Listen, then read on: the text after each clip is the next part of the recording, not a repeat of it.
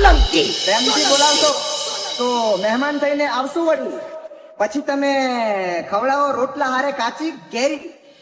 અને જો તમે તમારી જાતને બહુ મોટી ટોપ સમજતા હોય તો મોસ્ટ વેલકમ માય બ્રધર.